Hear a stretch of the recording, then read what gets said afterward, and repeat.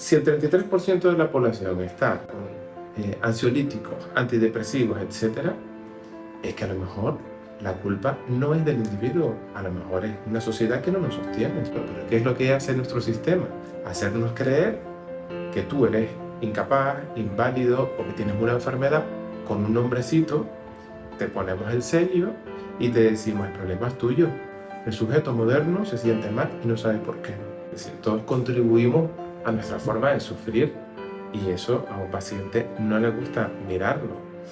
Es difícil preguntarle a alguien cómo contribuyes tú a tu sufrimiento. Uno no va a terapia porque está enfermo. Uno va a terapia a analizarse.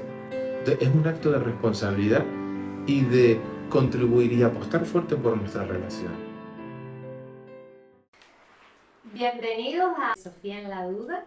En esta ocasión tenemos el honor de presentar a un gran amigo mío y a un gran profesional, Alejandro Creusier. Encantada de tenerte aquí, por fin. Por fin. Muchas gracias. Bienvenido, Alejandro, qué guay conocerte. Muchísimas gracias. Sí. El placer es mío y nada, darles la enhorabuena por todo lo que están haciendo, que por cierto, los programas son súper interesantes. Me los he visto, los últimos al menos, me he visto Ahora te vamos a algunos. preguntar, ahora te vamos Pues mira, me puedes preguntar porque los he visto, así que y me han gustado, ¿eh? O sea que enhorabuena por la labor divulgativa que tienen, que es muy interesante. Gracias. Muchas gracias, que viniendo de ti y ahora voy a hablar de todo lo que has hecho y de todo lo que haces, que es un montón. Bueno, me faltarán cosas y tú me añades lo que... porque eres psicólogo, Eso dice. psicoanalista. Voy a leerlo, ¿vale? Porque son un montón de cosas. Máster en terapia de conducta. Sí, eso fue interesante porque ayudó mucho al banco y a la universidad. Experto en hipnosis clínica, facilitador en constelaciones familiares, que yo doy fe, he estado en alguno de tus grupos y me ha encantado, y de esto también hablaremos. Máster en psicopatología clínica y psicodinámica, ¿no? No, es psicopatología clínica, psicoanalítica, sí, sí. Vale, por la Universidad de Valladolid y actualmente estudiando psicodrama En el ITGP, que es el Instituto de Terapia Grupal y Psicodramática. Sí, sí. Qué guay. Qué guay. Sí, sí. ¿Quieres contarnos? Pues mira, esto fue que después de un tiempo me estaba dando cuenta que la formación en psicoanálisis, que para mí me cambió mi forma de entender al ser humano y mi forma de trabajar, vi que estaba metido en una historia como muy mental a mí me gusta mucho lo mental, pero creía que tenía que poner en juego el cuerpo y era como mi asignatura pendiente. Entonces conocí el ITGP en Madrid y hacía una formación en psicodrama. Estudié un poco a Levi Moreno, leí algo de su... Y bueno, pues él decía algo así como a Freud le decía, donde usted termina la psicoterapia, yo comienzo a ponerle cuerpo a aquello donde usted trabaja lo inconsciente. Entonces, el psicodrama es un lugar donde se dramatiza aquello que no tiene palabra. Quiero decir que hay cosas que debemos simbolizar y debemos construir, debemos hacer algo, ¿no?, como más creativo que trasciende la palabra. Entonces, bueno, pues un ejemplo de lo que significa el psicodrama es que, pues, por ejemplo, alguien en un grupo, alguien viene y dice yo tengo un problema de comunicación con mi pareja y, bueno, y se lleva a escena ese conflicto con la pareja representado por otros dos actores, ¿no? Un actor y una actriz, ¿no? Por ejemplo, o dos actrices o dos actores, dependiendo del caso. Y dramatiza lo que sucede. ¿Qué es lo que pasa? Que cuando uno ve, interpretado por otras personas, algo que acaba de contar y le da una información a esas dos personas que representan ese problema y lo ve desde fuera y comienzas a darte cuenta de todo lo que se teje en el medio y uno se convierte un poco en el director de esa escena. Es la diferencia con constelaciones familiares, que es más directiva. El psicodrama juega un poco con que tú seas el director de tu propia escena, ¿no? Y que tú le digas a los intérpretes que están dramatizando tu trauma, por así decirlo, ¿no?, o tu escena, porque se juega con dos escenas. La escena actual, ¿no? O sea, el problema actual, pero también se está tocando la, la escena primigenia, que significa algo de lo traumático vincular que sucedió en la infancia. Entonces, cuando modificas lo presente, también se está modificando algo de la escena primigenia, que es una escena traumática, y viceversa. Entonces, a mí me parece una forma como muy creativa de llegar allí donde no hay palabra y donde se hace de forma muy creativa. O sea, es como un darse cuenta desde un lugar diferente. Qué interesante. No me gusta Qué nada lo mágico, ¿eh? No guay. me gusta, o sea, no soy nada de que en una constelación familiar o en una sesión de psicodrama no creo que se solucione todos tus problemas. Estoy muy apartado de esa visión muy mágico-fantástico de psicología de la magia, etcétera, y yo creo que es un poco el síntoma de la psicología hoy. Pero a mí me parece una forma muy creativa de darse cuenta y a partir de ahí, pues, comenzar a Ahondar, trabajar. ahondar más. Pero yo sí creo que, o sea, ¿no crees que hay magia en el darte cuenta? Yo creo que en el tomar conciencia de las cosas a uno mismo, aunque al final es lo que dices tú, no se experimentan cambios, porque yo creo que nada en el ser es rápido. Ujú. Es como, no, pues Ya, ahora inmediato. instantáneo, inmediato, ¿no? Que estamos en la sociedad de la inmediatez. Pero sí que creo que es como, wow, ese darte cuenta te lleva a un lugar, claro, utilizar la palabra mágico no es, quizás no sea apropiado, ¿no? Ujú. Pero lo que me parece súper interesante lo que decías ahora también con respecto a lo de llevar al cuerpo, ¿no? Porque Ujú. estamos como muy desconectados Ujú. también, quizás, y justo lo hablábamos en el capítulo con Jorge, el capítulo con Jorge Ferro, él decía que el cuerpo tiene que atravesar contigo y atraviesa contigo los procesos, ¿no? Ujú. Entonces poner el foco ahí me parece súper guay. Ujú. Yo sí creo que hay momentos mágicos en el sentido de, como tú dices, ¿no? Como el darse cuenta, ese momento en el que haces una conexión y tomas conciencia de que tu síntoma ha tenido un sentido, que es un poco lo que nosotros trabajamos desde lo psicoanalítico, ¿no? Nosotros no trabajamos para erradicar los síntomas. Allí donde la psicología cognitivo-conductual pues trata de erradicar síntomas o borrarlos o desaparecerlos o sustituirlos o hacer algo con eso, nosotros no tenemos la intención de eh, borrar un síntoma, nosotros queremos saber el sentido de ese síntoma, porque lo tiene y porque cumple su función y porque nos ayuda en algo. Es decir, que nadie se coja una depresión porque sí. Hay personas que se cogen una depresión porque su forma de vida es insostenible y eso le permite cumplir un deseo inconsciente. Por ejemplo, pues no ir al trabajo. Es súper, Un trabajo que no sostiene. O ser visto, porque a lo mejor O tu ser forma mirado. de ser visto, de Ujú, ser visto o vista en tu sistema familiar, es a través de la enfermedad.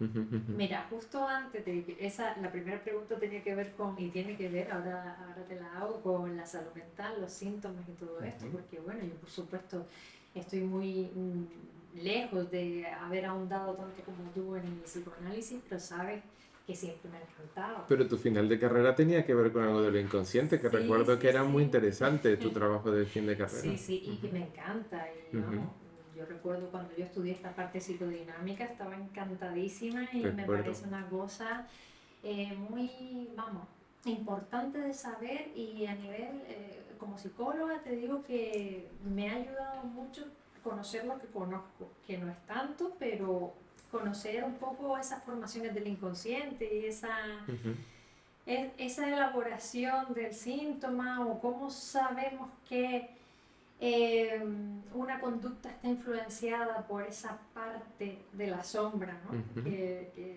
Todo eso a mí me sirve mucho, como que intento también llegar ahí de alguna manera, ¿no? Porque al ujú. final es que está ahí y está todo el rato interactuando. Pero bueno, yo iba a decir también que no nos puede faltar nombrar que ha sido presentador y director del programa Sentirse Bien en Radio Las Palmas, que todavía continúa y empezó en 2016. En 2016 ya casi, bueno, este próximo año somos 10 años. Y que es un programa súper recomendable, desde aquí lo digo, yo he tenido la suerte de participar algunas veces como colaboradora. Y contribuir mucho y muy bien. Muchas gracias. Es que, vamos, me parece de verdad un programa que hay que escuchar si tenemos la oportunidad, porque además de ser en directo lunes y martes, por la tarde, de 7:30 a 10 de la noche, se pero puede luego, seguir en podcast también, a través de iVoox o a través de radiolaspalmas.com. Y todos los programas están ahí. Y sí, como su mismo nombre indica, Sentirse Bien, se abordan un montón de temas súper interesantes, actuales, sociales, como está también nuestra sociedad, un montón de análisis de libros interesantes. En fin, también fuiste director y presentador de Ouroboros. De Ouroboros, sí. Uy, qué memoria, sí. Era otro programa, este se emitía los domingos, también muy interesante, y se dejó de emitir en 2022, pero también deben estar por ahí los podcasts, ¿no? Bueno, y ahí sí que creo que acabé la presentación, o seguramente que me faltan cosas, pero bueno, que tienes tu propio terapia, tu propio despacho, un centro donde colaboramos varios compañeros y compañeras, y se llama Anima Ánimo, y estamos en Eusebio Navarro. Con terapia individual y grupal, ¿verdad? Terapia individual, terapia grupal, y lo que me gusta del centro donde trabajamos es que hay mucha diversidad, es decir, hay psicólogos de todas las ramas, es decir, porque claro, pues hay desde psicoanalistas hasta cognitivo-conductuales, hasta más humanistas. Eso me encanta. O sea, y las supervisiones son siempre desde esas miradas. No excluimos a nadie, sino tratamos de integrar todas las miradas.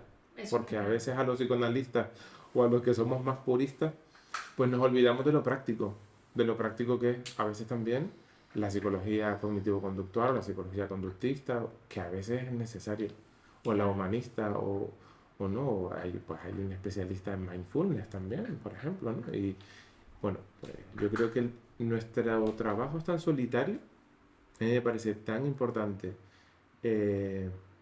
curarse del narcisismo terapéutico, de creer que uno se lo sabe todo y poner, me parece un acto como necesario y humilde, compartir lo que uno hace con otros profesionales, ¿no? Totalmente. Toda la integración de las miradas, de las visiones, me parece fundamental. Yo creo que la realidad nos lleva a eso cada vez más y desde siempre, ¿no? Porque la realidad ha sido siempre pues algo súper complejo y súper multidimensional como para pensar que una sola visión puede resolver las cosas. En la integración está la solución, yo creo, las soluciones. Y que todo suma, ¿no? Esa visión de que todas las personas y siempre volver a tejer como esa red colaborativa también para poder darle solución a las personas desde una mirada pues eso, más completa. Qué guay, pues, qué honor, bienvenido. Gracias. Una presentación larga, pero no podía ser de otro modo. Te iba a hacer la primera pregunta que la voy a reformular, ¿no? Según lo que yo conozco y también todo lo que has dicho ahora. El término salud mental desde el psicoanálisis, ¿tiene algún sentido, crees? Bueno, para nosotros la salud mental no existe. Quiero decir... Chao. Claro, pero porque nosotros nos alejamos de estos tipos de soluciones de la psicología positiva, donde la salud mental significa no estar ansioso, o estar feliz, o rendir, etc. Quiero decir,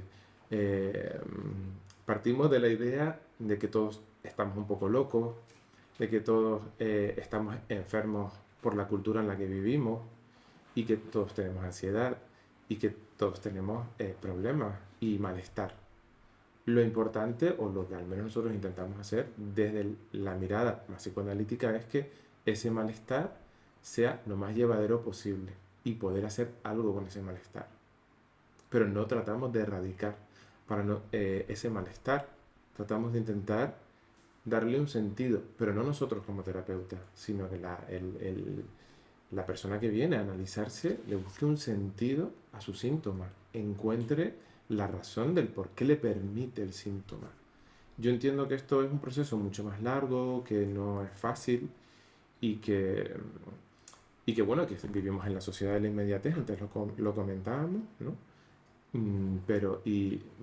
Pero tenemos que entender que el síntoma nos permite algo y como tal, Busca lo, una solución, ¿verdad? el síntoma, decía Freud, que es la solución disponible que logra la persona para salir adelante con un deseo inconsciente. Entonces, A nivel orgánico me parece súper interesante porque a nivel orgánico, dentro de la mirada de la psiconeuroinmunología y bueno, de todas las medicinas integrativas ya hoy en día, es como un poco parecido en cuanto al síntoma orgánico. Eh, no se ve al síntoma como el problema, sino el síntoma al final es un desajuste del cuerpo, pero que se lleva a cabo para la perpetuación de tu propia vida. ujú, Es el cuerpo, o sea, manifiesta algo de forma orgánica, pero en su búsqueda de una nueva adaptación, ¿no? ujú. ¿Va más o menos por ahí Yo creo que o...? sí, es decir, bueno, Freud decía que el inconsciente, la mejor creación, lo más creativo del inconsciente es un síntoma, porque le está permitiendo algo que significa un deseo reprimido. Mire, yo recuerdo cuando empecé a estudiar psicoanálisis y supervisaba mis casos con las personas que me llevaban en la formación, que tengo que decir que son los de la otra psiquiatría en Valladolid, que les invito a leer, a conocer, y las entrevistas a Fernando Colina, José María Álvarez, que son para mí mis maestros. Pues bueno, yo recuerdo una persona que venía a consulta y que le faltaban dos, tres asignaturas para acabar su carrera universitaria y no y de repente comienza a desarrollar un trastorno con agorafobia, ¿no? Eh, y claro, pues, ¿qué le permitía a esta persona este trastorno, no? Pues empezamos a indagar y nos dimos cuenta, se dio ella cuenta, más que yo, porque claro, la posición del psicoanalista no es yo sé más que tú, sino la persona que viene a consultar sabe más de su vida que yo, que acabo de llegar a tu vida. Entonces, bueno, pues para no liarme, trastorno de pánico con agorafobia, según el DSM-5. Eh, una angustia, vaya, una angustia insostenible. Le faltaban dos, tres asignaturas por acabar la carrera. Entonces comenzamos a ver que realmente ella había estudiado esa carrera por petición de sus padres, no era su deseo, era el deseo de sus padres. Entonces empezó a darse cuenta que era imposible salir de su casa. ¿Qué le permitía su síntoma? No acabar la carrera para no dedicarse a esa profesión que odiaba. Fue cuando llegamos a un acuerdo en terapia con la familia de, oye, ¿qué es lo que te apetece estudiar? Pues lo que le apetecía estudiar de todas era un máster que no tenía nada que ver con esto, que era algo que tenía que ver mucho con la creatividad y con algo que no tenía nada que ver con lo que había estudiado. Al llegar a ese acuerdo, su síntoma comenzó a desaparecer. O Claro, sea, es porque decir, ya no tiene sentido, ya no necesita ya no cubre esa resolver. función. Exacto. Es decir, ya había un pacto con la familia y es como, yo no me quiero dedicar a esto. ¿Qué pasa si estudia? Si estudia tu hija otra cosa, ¿qué pasa si llegamos a un acuerdo? ¿Vamos a probar?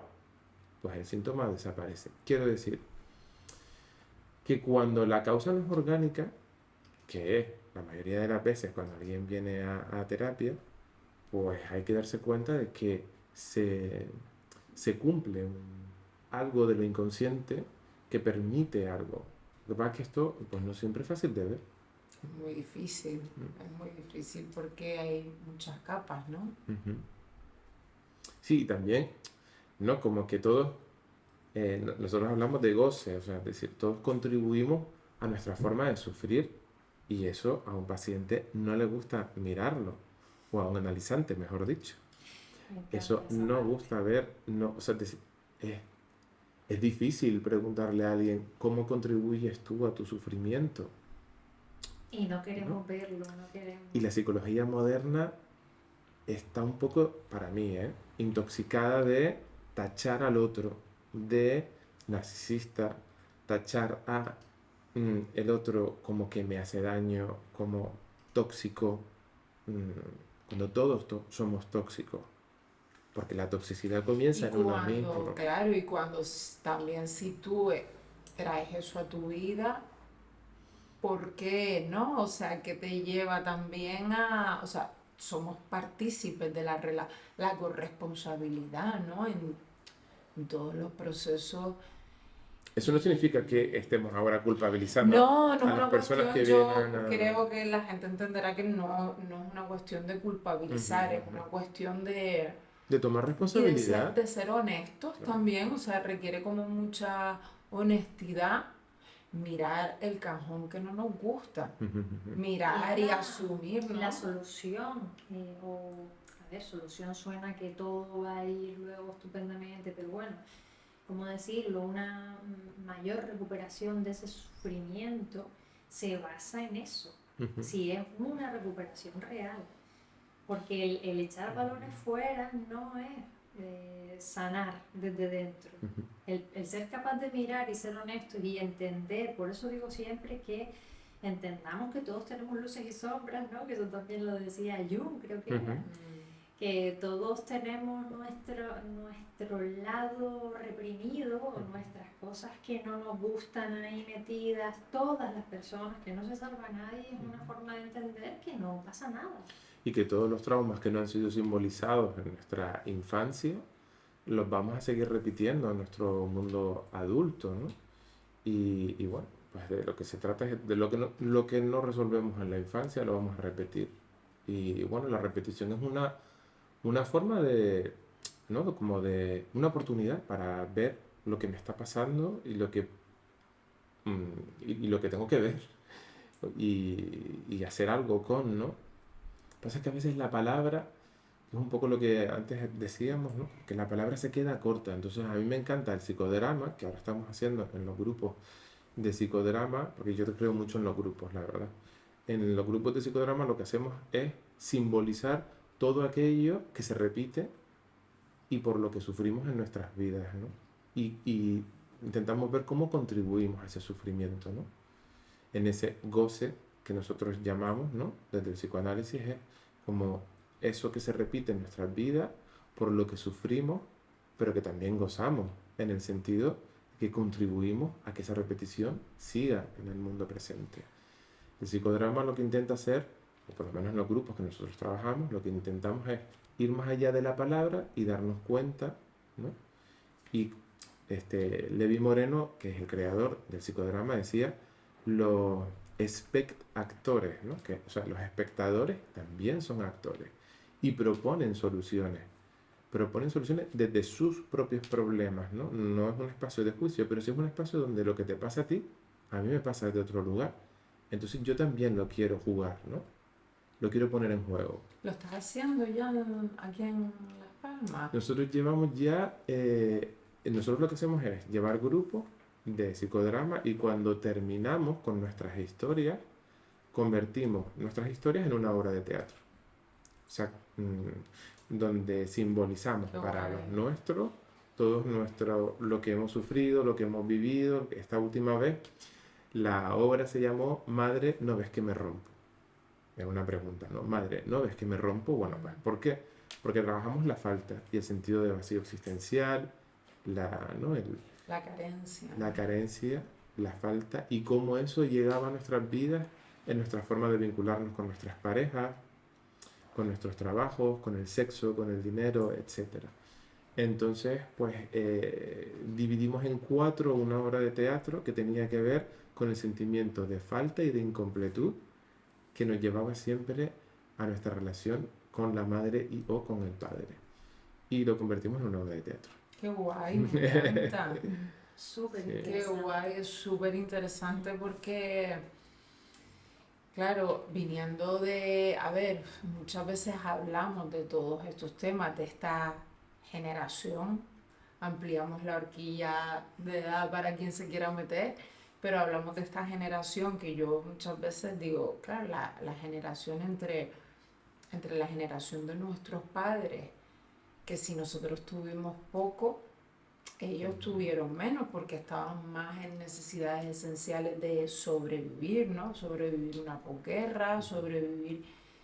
Entonces, claro, de ahí ese salto evolutivo a nuestra conciencia y bueno, está muy guay, la verdad que me resulta súper interesante ver cómo ya hay herramientas tan interesantes como la que propones para, para abordarlo, ¿no? Ujú. Para llegar a eso, sí. Sí. Yo tenía aquí anotado hablar sobre la infancia y la importancia que hay de todos estos momentos que vivimos en la infancia con En nuestros un padres. capítulo solamente. Claro, ¿Cuántos vamos a pero emplear? bueno, como ya lo hemos abordado, o así, ¿verdad? Que si ahondamos no terminaríamos, pero hemos dicho que sí, ¿no? Que sí que puede ser, no voy a decir determinante, pero sí muy importante las vivencias Ujú. infantiles en los traumas que se dan en la vida adulta, Ujú. ¿no? De, Sí, mira, a mí me ha encantado estudiar a Melanie Klein. Hay un libro que para mí es como la Biblia,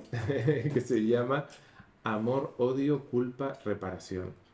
Yo creo que tiene muy mala prensa la culpabilidad, pero en realidad en los niños y en las niñas la culpabilidad es lo que nos salva de esta fiebre narcisista que hay en el tipo de educación que hay ahora, ¿no? Quiero decir, es gracias a la culpabilidad, decía Melanie Klein, que tomamos conciencia de que esa persona que nos ama también nos pone límite.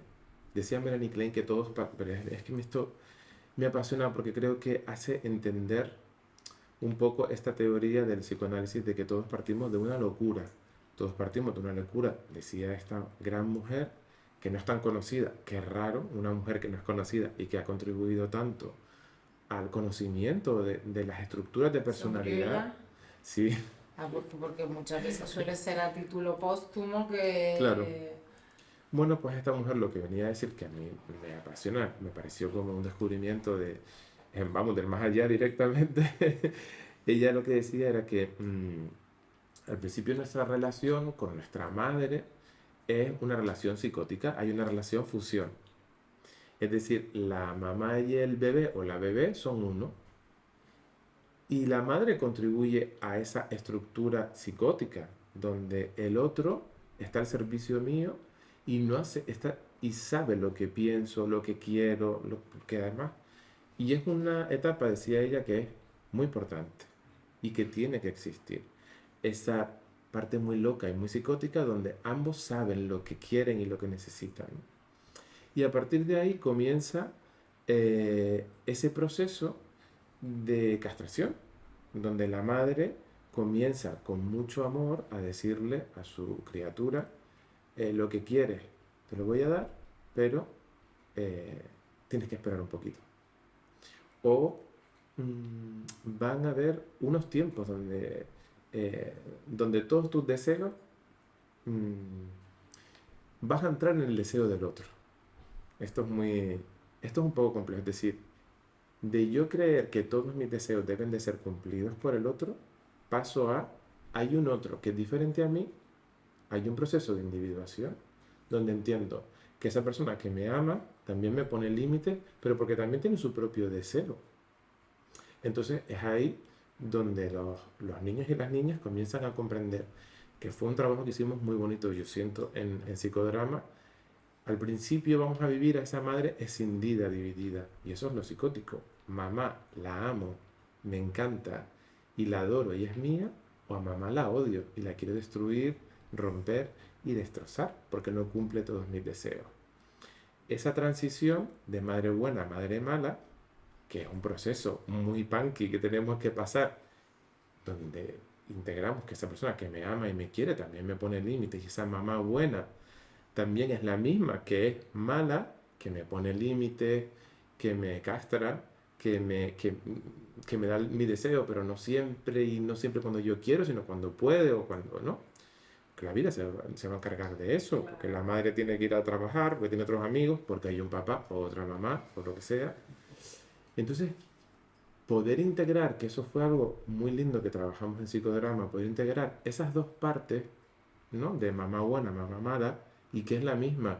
Y cuando el niño o la niña se da cuenta que esa mamá que le quiere también, después del deseo de destruir a su madre y de matar a su madre, simbólicamente hablando, esa mamá viene con amor, el niño siente culpa, la niña siente culpa, y entonces necesita reparar eso que en su fantasía ha destruido. Yo siento que hoy vivimos en una sociedad muy narcisista y muy psicótica donde creemos que el otro debe estar siempre a nuestro servicio. Es decir, esas parejas que creen que el otro, bueno, está en nuestro discurso actual. Si no me aporta, si no me suma, fuera. Pero es que esto no es una transacción económica, es que una relación siempre nos va a restar. Sí, Es En que algunas cosas totalmente. nos va a a restar. En el ver, momento que me tengo que adaptar en la claro, otredad, en la claro. completamente. Es que el otro es alguien muy distinto a mí, con Y otros deseos vivir completamente en el diferentes. acompañamiento, hablaba hace poco con una amiga, me decía, a ver, las relaciones, y es verdad, las relaciones están, el concepto de relación y yo, que ahora le pongo cuentos a la niña, digo, qué horror, está hiper romantizado, quiero decir, sí, o sea, puede ser, puede haber a ver, es que puede haber un enriquecimiento, puede haber muchas cosas buenas, ¿no? Pero se están mostrando los dos, también a lo mejor es que tengo el día hoy así, ¿no? Pero están los dos en espejo mostrándose Ujú. y eso sostenerlo incomoda, ¿no? Sí, pero por eso también se dice, y yo creo que es verdad, que la pareja es un gran maestro de vida. Porque al final es una persona que te muestra tus propias sombras, que te muestra tus propias... Y que, bueno, en esa relación se dan unos límites también. Bueno, Jiddu Krishnamurti decía, que yo sé que a ti te encanta, que la relación es conflicto. Quiero decir, es el camino donde uno se conoce. Ahí donde hay conflicto, porque la relación no es un camino de rosa. En la relación va a haber un conflicto, pero porque es... A mí me encanta la película de Lars von Trier, Melancolía, porque Byung-Chul Han, que tú sabes que es un filósofo surcoreano que yo directamente me lo tatuaría, lo que decía en el primer capítulo de La agonía del Eros, que se llama así, Melancolía, haciendo alusión a la película de Lars von Trier, era que el amor es ese lugar difícil y oscuro donde uno se tiene que chocar contra otro planeta completamente diferente y que el amor es solamente posible frente al caos de encontrarse con un otro que es absoluta y radicalmente diferente al yo. Tiene que haber una muerte del yo para querer entrar en un otro diferente, en otra atmósfera, en una forma de respirar distinta, en una forma de pensar diferente. ¿Quién está dispuesto hoy en día a matar un poco su yo para entrar en la otredad? Y si en vez de matar utilizáramos transformar, quiero decir, porque si son procesos, pueden ser procesos de transformación, ¿no? Y cuando vives en relación, yo creo que vives transformaciones de ti mismo encontrándote. Pero Dunia, tú eres madre, tú lo sabes. No, Quiero decir, de ¿no? hecho les iba a decir, decías ahora lo de Quiero las decir, parejas y ¿tú no sientes que has muerto, que una Dunia murió desde que entró tu hija en el mundo? claro, no, de hecho le iba a decir le iba a decir si piensas que las parejas, espérate que llegue el gran maestro. Decía una de mis terapeutas, yo no soy buena parafraseando, María me estará escuchando y me dirá, no me vas a parafrasear a mí. Bueno, pues decía María, una de mis terapeutas, que los hijos nos regalan nuestra sombra y nosotros les regalamos sus heridas. Y me decía, qué acto más grande de amor, ¿no? Ujú. O sea, y es así, y es... Yo empecé con mucha transformación, muchos cursos, talleres, terapias, historias antes de ser madre. Y ahí también hay como una suelta de decir, sí, toma tus heridas porque es imposible darte, porque es tal y como tú lo describías ahora, ¿no? No le puedes dar porque entonces es una cosa, porque es como un pequeño ser que te pide, que te pide, que te pide y que al principio no entiende que tú te vayas y llora y ese entra ahí como esa madre que para él le está haciendo daño porque es como, es imposible. En la vida los procesos de duelo son permanentes también, ¿no? Hay otros procesos y hay otras historias, pero precisamente el romper con otro yo del pasado en relaciones, al ser madre, en un trabajo, cuando cambia uno de ciudad, estamos continuamente, si no matando, y al final es cuestión de conceptos, pero queremos decir lo mismo, de la utilización de las palabras, ¿no? Otras etapas, otros yo anteriores, y eso es la vida. Yo creo que forma parte de la vida y del crecimiento, ¿no? Y es verdad que las relaciones de pareja, y más con los retos que se nos plantean hoy en día, pues son un gran aprendizaje. Es que si lo vemos así, es como decir, qué oportunidad nos dan, ¿no? Para vivir un montón de cosas que nos hacen realmente conocernos también a nosotros. Mira, hay una frase que a mí me apasiona de Lacan, que es, yo la tengo en mi despacho con un LED en rojo porque la puse, o sea, en mi boda se me fue en la cabeza y me volví loco. Entonces compré un montón de frases de LED en rojo. Eh, y, y una de las frases que me parece la frase que a mí más me ha marcado en mi vida, una frase de Lacan que dice, amar es dar lo que no se tiene. Es decir, es cuando entregamos la falta que amamos, no amamos con lo que entregamos. O sea, bueno, Lacan decía, ¿qué es lo que damos a una prostituta? Damos dinero a una prostituta o a un prostituto, ¿no? Pero cuando amamos, lo que entregamos es nuestra falta, nuestro vacío, nuestra incompletud. Yo añadí, bueno, la frase en realidad es, amar es dar lo que no se tiene a quien no es, ¿no? Haciendo alusión a que el amor es una entrega de faltas, ¿no? Una entrega de faltas a un otro en minúscula, que es la pareja, pero que no tiene que ver con ese otro en minúscula, sino con ese otro en mayúsculas, que en psicoanálisis es la madre o el padre. Es decir, que todas nuestras faltas, nuestros vacíos, nuestros nudos, nuestros traumas, nuestro vacío, ese pequeño objeto A que es lo que faltó de mamá, yo lo voy a llevar a la relación. Entonces, soy capaz de sostener la falta de mi pareja y mi pareja es capaz de sostener mi falta sin quererla cambiar, porque es muy narcisista pretender que vamos a cambiar el vacío y la falta de nuestra pareja. Esa es otra. ¿Cómo nos manejamos, no? Con estar al lado de una persona a la que amas, saber que hay algo de su falta que tiene que ver con su familia y no creerte tan narcisista como para querer cambiar eso, sino acompañar. Es que eso es muy punky. Es que eso es muy punky. Sí, entonces, pero para eso está la terapia, quiero para eso es la decir. terapia. También hay una responsabilidad ahí en tanto en cuanto nos elegimos y en tanto en cuanto yo sé y ponemos sobre la mesa nuestras cositas, ¿no? Oye, pues voy a mirar esto, ¿no? Que empezamos el capítulo, ¿sí? Hablando de las heridas, entonces voy a mirar esto, voy a... Sí, sin duda. Porque al final realmente también a quien hace más libre es a cada uno. Sin duda. Y yo creo que eso... Y es un acto de responsabilidad, perdona, Sí. en la pareja, que cada Sí. uno se analice. No convertir a nuestras parejas en nuestros terapeutas, ¿sabes? Porque no es justo. Totalmente. No es justo. Yo estaba pensando Y es una precisamente. forma de invertir en la relación. Totalmente. Analizarse. Y que yo creo que ya hemos mirar hacia adentro, ¿no? Y yo creo que hemos llegado ya a ese punto de uno no va a terapia porque está enfermo. Uno va a terapia a analizarse, a saber de dónde vienen las cosas que nos han construido y nos han atravesado.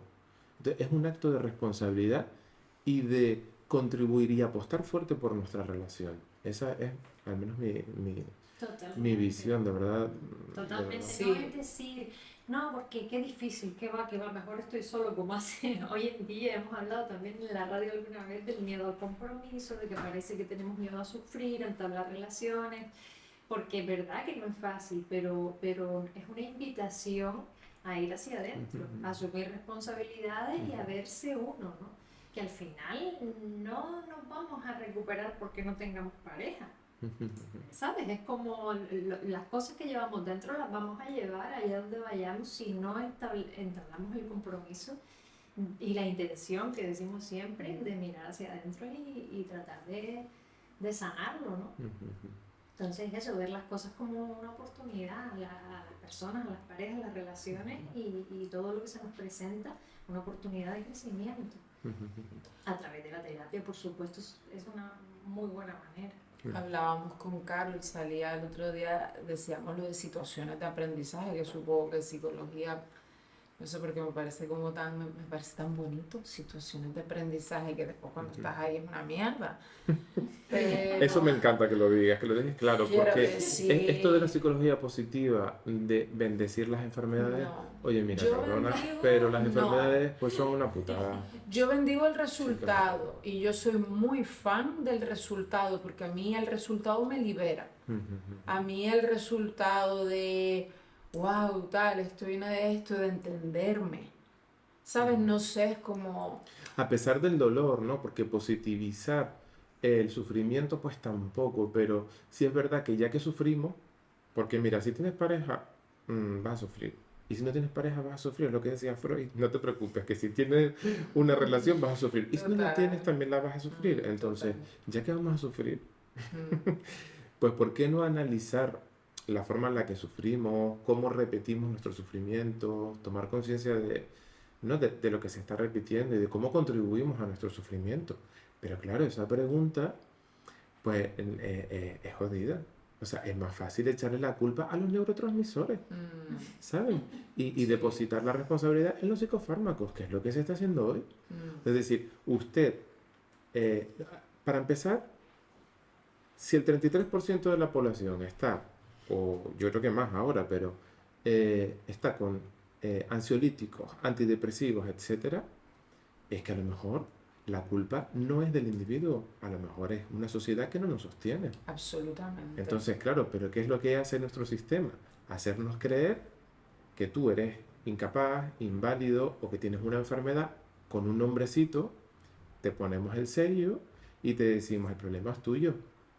Y ya el colmo de la ironía es el trastorno adaptativo. Pero si es que todos tenemos un trastorno adaptativo, ¿cómo no vamos a tener un trastorno adaptativo si la vivienda está a 1.500 euros y a 1.200 euros? Horrible, ¿Y horrible. que tienes que tener 4 trabajos o 3?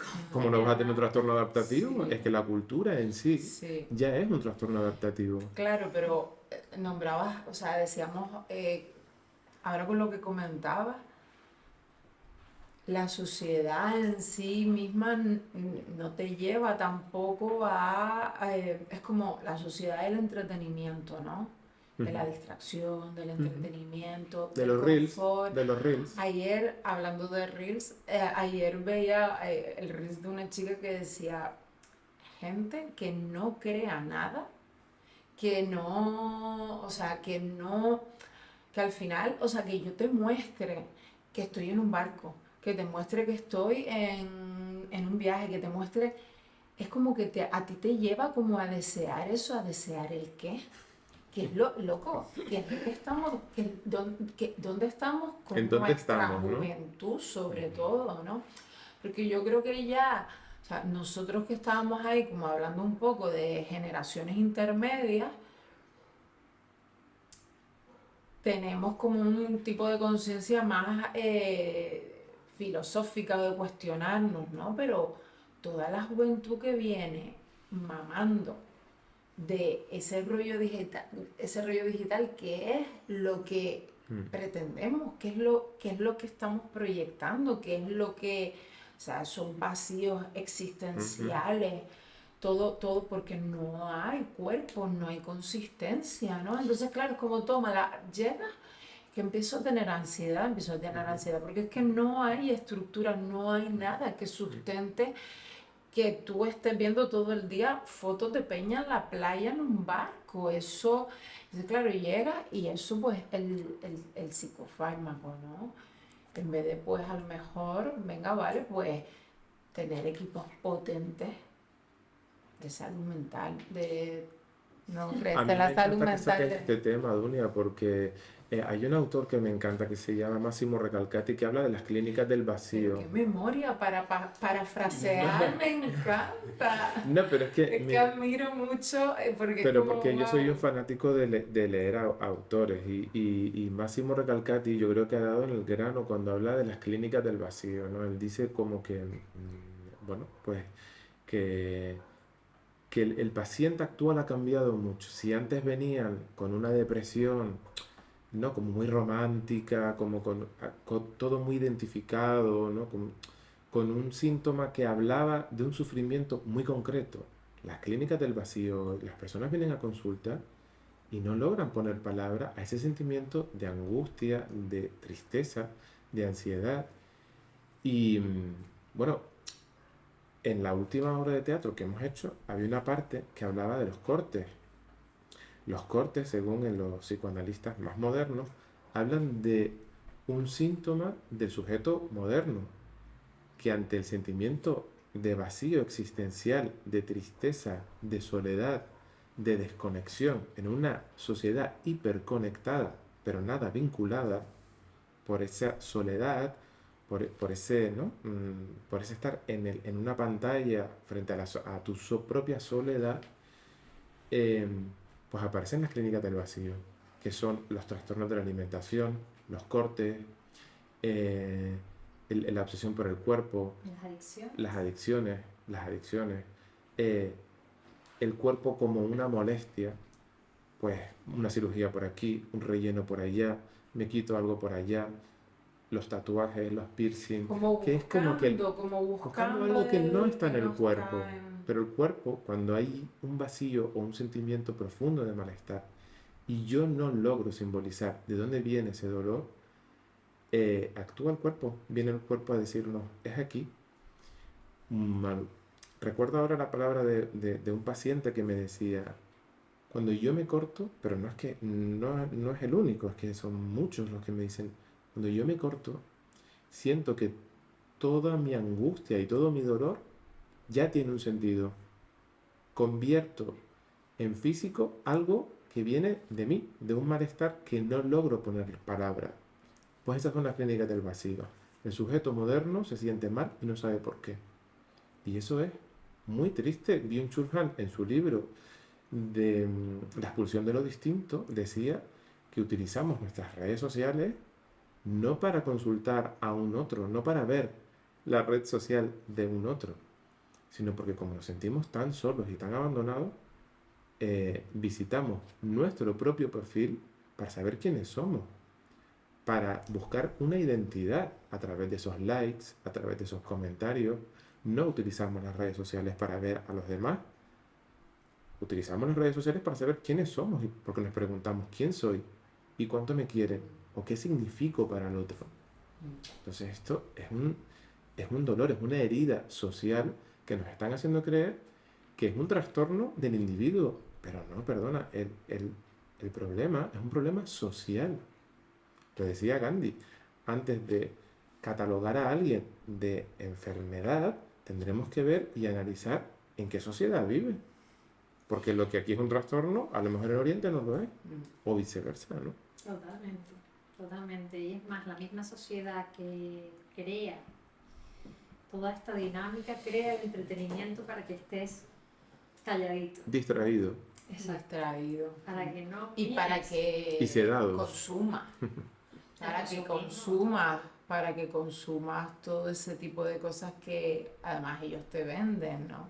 Y distraídos, por si acaso te vayas a pensar Sí, que a lo mejor puedes vivir con menos y ser un poquito más feliz. sí, Aquí hay que estar totalmente. produciendo y comprando. Claro, Está claro. claro, ¿no?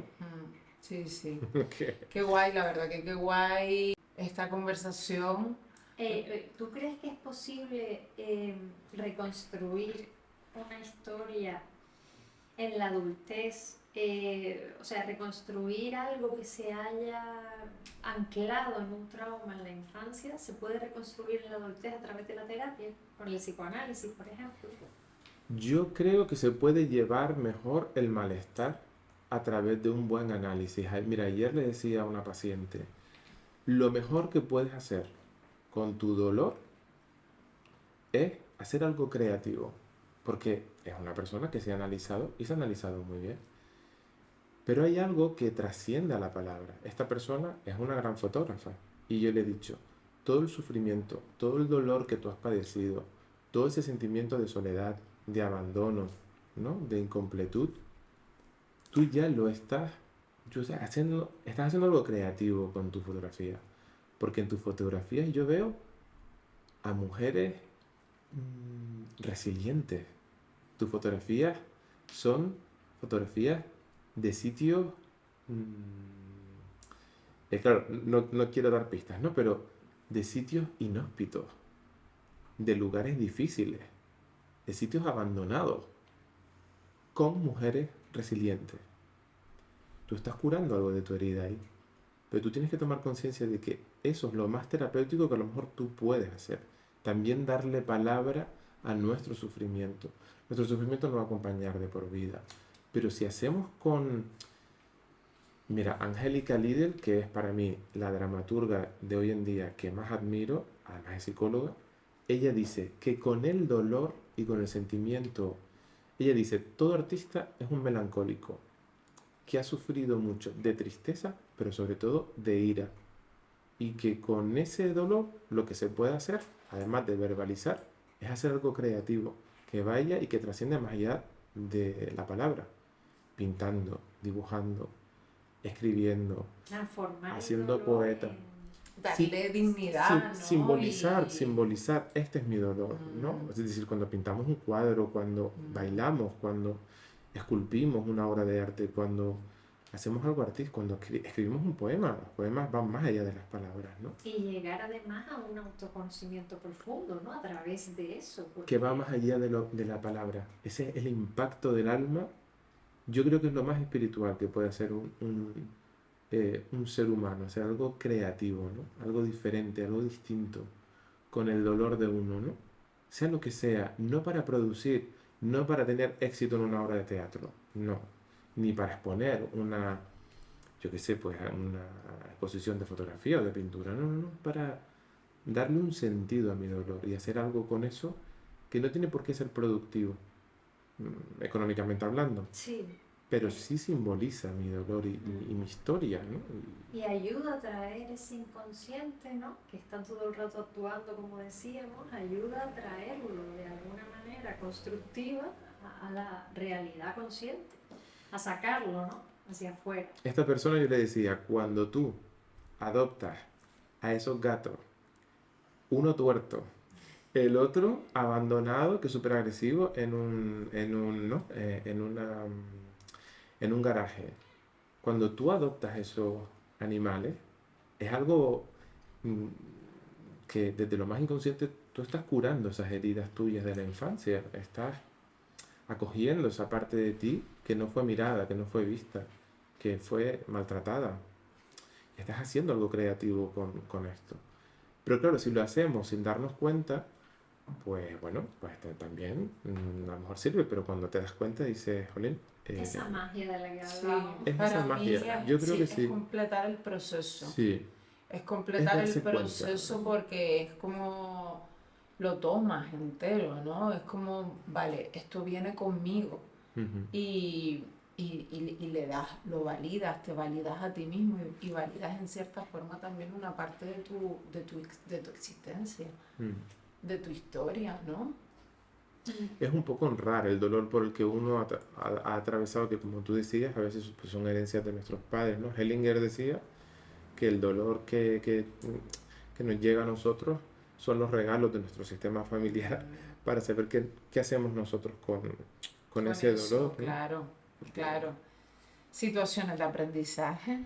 Bueno, y para terminar con esta maravillosa, este maravilloso diálogo, has dicho Hellinger y me ha venido a la mente otra vez las constelaciones familiares y la posible relación, que es la pregunta, ¿no? Ujú. ¿Qué hay entre pues, lo que se da en una constelación familiar y el psicoanálisis? ¿Eso existe? Claro, Esa teniendo en relación. cuenta, perdona que te interrumpa, Dasil, que probablemente también haya mucha gente que no sepa lo que son las constelaciones familiares, entonces no estaría de más, pues como un breve Ujú. resumen. Bueno, Hellinger fue un maestro muy inteligente que supo hacer algo muy creativo con lo inconsciente. De hecho, él estudió análisis transaccional, psicoanálisis, fue teólogo y también, bueno, educador, o sea, tuvo proyectos en África también humanitarios y también estudió terapia sistémica familiar. O sea, es decir, fue un hombre que estudió mucho e hizo algo muy creativo. Y fue por ensayo y error. Quiero decir, este señor hacía terapia familiar y creaba en escena los conflictos de la familia, los llevaba a escena y los escenificaba. ¿Qué pasa? Que a veces algunos de los familiares faltaban y por ensayo y error él se dio cuenta que cuando faltaba un hijo o un padre o una madre, les decía a la familia, bueno, pues elige a alguien que represente a tu hermano o a tu padre o a tu madre. Y se dio cuenta que hasta incluso se permitía escenificar y expresar y dramatizar aquello que a lo mejor su familiar pues no lo veía tan claramente. Quiero decir, pero esto es algo como muy gestáltico también, ¿no? A veces, ¿no? Cuando hacemos la silla vacía y nos ponemos en el lugar del otro y hablamos como el otro, etcétera. Y a partir de estas dinámicas, eh, él estudió pedagogía sistémica y se dio cuenta de que el individuo es también su sistema y que el inconsciente de la familia llega al inconsciente individual también, ¿no? Y a partir de esas dinámicas, pues yo creo que sí, que se encuentra el psicoanálisis y las constelaciones familiares, ojo, no desde un lugar mágico donde yo voy a una sesión de constelaciones familiares y por culpa de la tatarabuela le echo la culpa, porque eso es una proyección. Yo estoy muy lejos de esto. Lo que sí creo es que de una forma creativa yo me puedo dar cuenta de las dinámicas de mi familia en, en un ejercicio donde pongo en otros mi historia y los otros juegan ese conflicto o esa dinámica y me doy cuenta y a partir de ahí puedo hacer algo interesante. Porque va más allá de la palabra. Yo lo veo, yo me pregunto, yo me doy cuenta y yo después estoy abierto a poder ver algo que a lo mejor con la palabra me va a costar más tiempo. Pero eh, Hombre, el trauma con... transgeneracional yo creo que es algo Sí. que cada vez pues se está estudiando más, ¿no? Como, pues no sé, como supervivientes de, pues, del holocausto, Ujú. después, no sé, lo leía yo, la memoria además después de ser madre no es mi gran base, la verdad, pero se ve cómo se reproduce pues determinados patrones Ujú.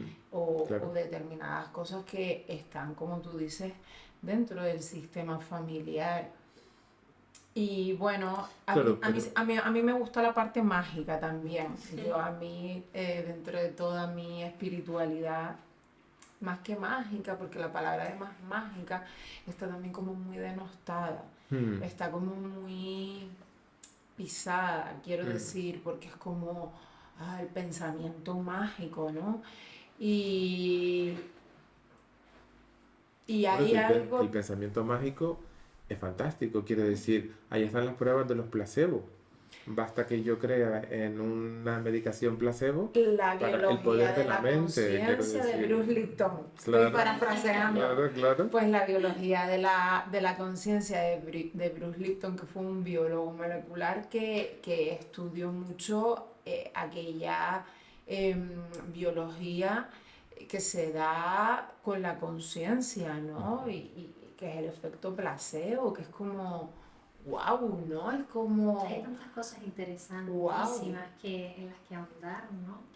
Pero lo más espiritual, yo quiero decir esto, por favor, antes de terminar, que para mí lo más espiritual, para mí, lo más espiritual es em, salir del narcisismo del terapeuta.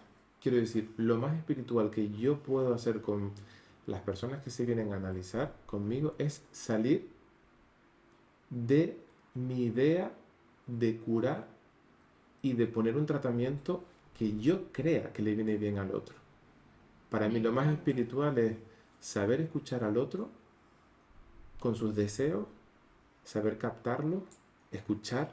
Lo más espiritual es, para mí ha sido escuchar y callar, porque es lo menos narcisista que yo me he dado cuenta que he hecho como terapeuta. Escuchar, ser prudente, escuchar lo que el otro no se atreve a decir y de pronto un día, con paciencia, el otro lo dice o la otra persona lo dice. Entonces, tener esa paciencia, darse un tiempo, darle un tiempo al otro hasta que construya con su lenguaje y sus palabras ese deseo reprimido que de pronto un día se da cuenta y lo dice por transferencia, porque viene a terapia y se permite decir eso que no le permitió decir a su padre o a su madre o a su familia.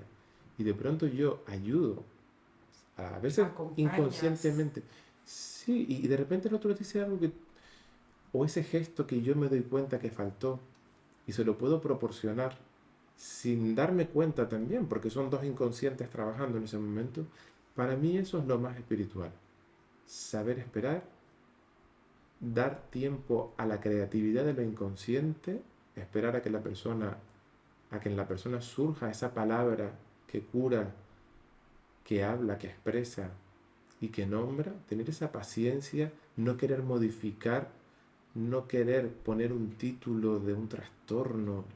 Esto es los trastornos, yo hablo de estructura, de personalidad.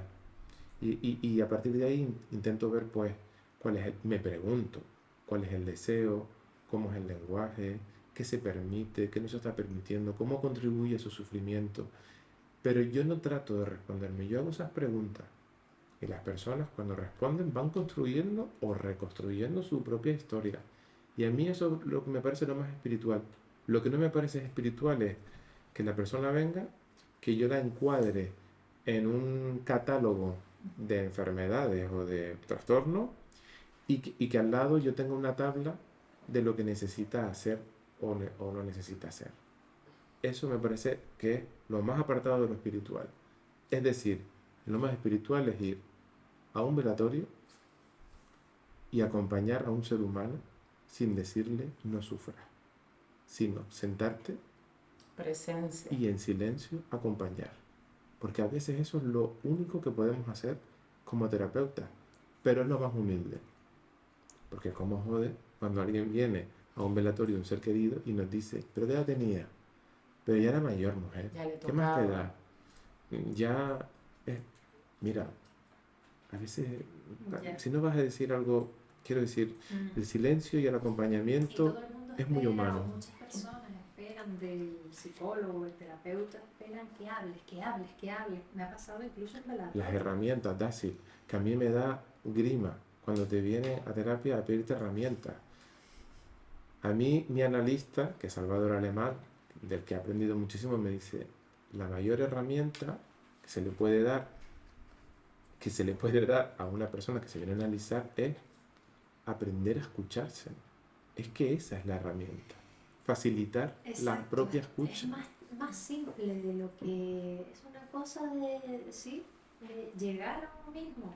Yo siempre hablo de la intención, siempre lo digo porque al final es lo que decías también antes, que ponemos nosotros mismos por no querer ver eso que tanto nos desagrada de nosotros mismos, ponemos un millón de barreras para el autoconocimiento, cuando realmente está ahí, el mirar a uno mismo con aceptación, con amor y esperar, Y la ¿no? escucha. Realmente es que yo creo que no hemos aprendido a escuchar. No sé si eso se aprende. Yo he tenido que aprenderlo. Y por ejemplo, este podcast, este espacio a mí me ha servido para eso. El aprender a escuchar, el que tu ego no necesita constantemente, o sea, tu ego no, o sea, que la otra persona no necesita constantemente de tu ego hablando, dando opiniones, ¿no? Te metes muchas veces en las redes sociales y es como todo el mundo opinando. Yo opino y hablo y hablo y hablo. ¿Cuánta falta de eso, de escucha, pero yo creo que está también relacionado con el no saber sostener en silencio. Sostengo tu tristeza, ¿no? Y es como Y la en necesidad presencia. de demostrar, ¿verdad? La necesidad, eso es importante también. No hay Quiz- que demostrar tanto, es que hay cosas que no sabemos y ya está. Y yo creo que una de las patologías de esta sociedad, ¿verdad? Es eso, la necesidad de quizá tapar vacíos intentando demostrar siempre que yo sé más que el otro. Yo no puedo decir yo no sé, no voy a decir eso.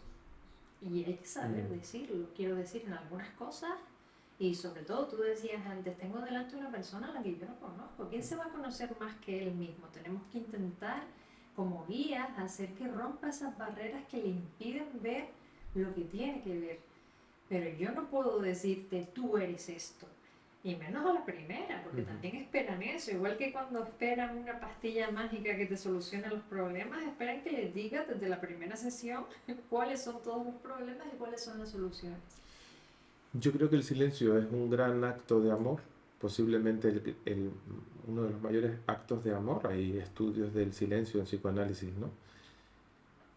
Es un gran acto de amor, pero no podemos negar por otra parte que la necesidad de hablar es un poco el síntoma de nuestra sociedad. Por eso los youtubers, los perfiles, etcétera. Claro, este podcast y esa necesidad de hablar habla también de nuestros síntomas, también como profesionales, de querer dar, de querer ofrecer y como personas. Quiero decir, Son los dos polos, ¿no? O sea, el hablar y el silencio al final son las dos polaridades o es el claro, ejercicio de los dos polos de la comunicación. Y son dos necesidades, hablar claro, y ser escuchado o claro. escuchada, ¿no? Y es un arte. Y es un arte. Y bueno, es verdad que es eso, que yo creo que en la sociedad hoy en día pues hay mucho ruido en general hoy en día y lo ves mucha gente, yo supongo que muchas veces cuando van a terapia es como, está lleno de ruido, ¿no? Porque uno mismo hay veces que dice, yo estoy lleno de ruido mental, esas conversaciones que también tenemos con nosotros mismos. Lo cual no quita que tenemos todo el derecho a no escuchar lo que no queremos. También. Totalmente, totalmente. Claro, Lo que pasa claro. es que luego está pues, el vivir en el sufrimiento y en la queja, ¿no? También tiene derecho el otro a intentar hacerte ver a una persona que a lo mejor se queja mucho de, oye, yo más no te puedo decir. No, no, porque queremos solucionar una situación, pero no queremos ver dónde está el problema. Bueno, ese es el goce, quiero decir. eh, pues sí, pues nos quejamos, pero es que la queja es la excusa perfecta para no tomar una decisión y no cambiar. O sea que también sostiene la queja, pues no deja de ser un síntoma que nos permite algo, que es a lo mejor no decidir. No. Totalmente, sí. Oye, pues Ale, qué maravilla, qué alegría que hayas venido.